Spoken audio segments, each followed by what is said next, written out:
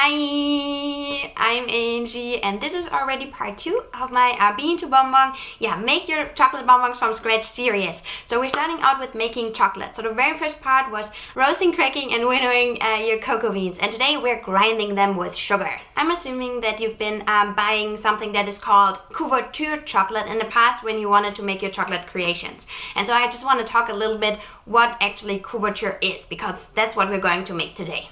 Usually the quality of couverture chocolate is much higher than the cheap chocolate that you would buy at the grocery store, and the cocoa butter content is higher as well. And the cocoa butter content is higher because we need to work with the chocolate, right? So it needs to be thinner. So what the cocoa butter does is thinning down the chocolate so we are able to work with it, which also makes the chocolate more expensive, by the way. And we're talking about a cocoa butter content of roughly 32 to 39%. I'm going to make a very simple 78% dark chocolate today, and I'm only going to use cocoa butter, and sugar.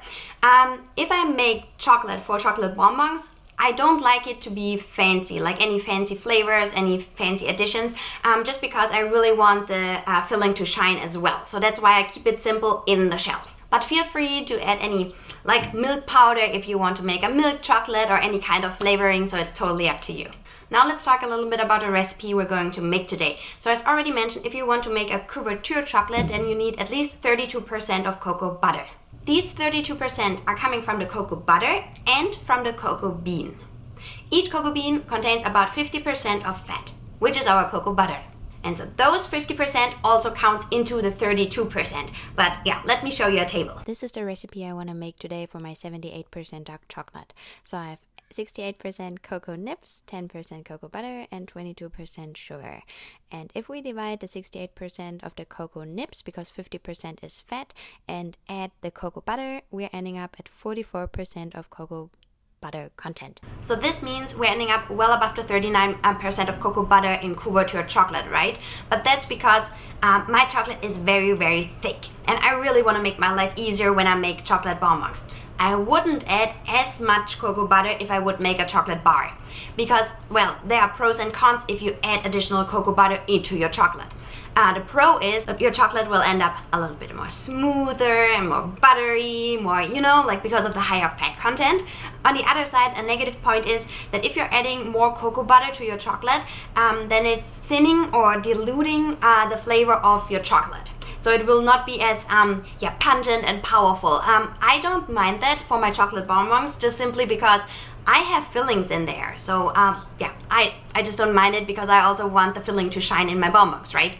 So this is something you will have to figure out for yourself, but I just want to show you what I'm doing. If you truly want to make silky smooth chocolate, then you will need a chocolate grinder, or also called chocolate refiner. This machine will grind down your cocoa nibs, your sugar, your cocoa butter, and any flavors you're adding. There are many brands and different machines out there that do the same thing, but I only have experience with this one. So if you're interested, I have a link in the description below.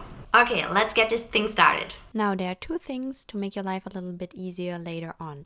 You heat up the drum and the wheels in your oven, but make sure to only heat it up on your warm setting, because I've also melted some of the plastic parts on the drum before.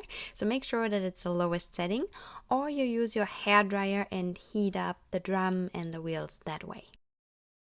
Now let's start with our recipe. So we're going to make 3 kilograms of chocolate today. And for that I need 300 grams of cocoa butter, and I'm melting it in the microwave. We need 2040 grams of cocoa nibs and 660 grams of sugar. But for now we're concentrating on the nibs and the butter. Never let your grinder run dry. Add about 1/4 of the whole amount of cocoa butter into your refiner, and then add 1 or 2 scoops of cocoa nibs, and I'm using half a cup spoon here. And then let it run for about 3-4 minutes, then add a little bit more of the cocoa butter, a little bit more of the cocoa nibs, until everything is in your refiner. And then let it run for 2 hours, and then you add your sugar and any other flavors you might like. One more thing to mention about the lid. If you leave the lid on, then all of the volatile acids, like really short-chained acids, will stay into your chocolate. This means your chocolate will end up a little bit more tart.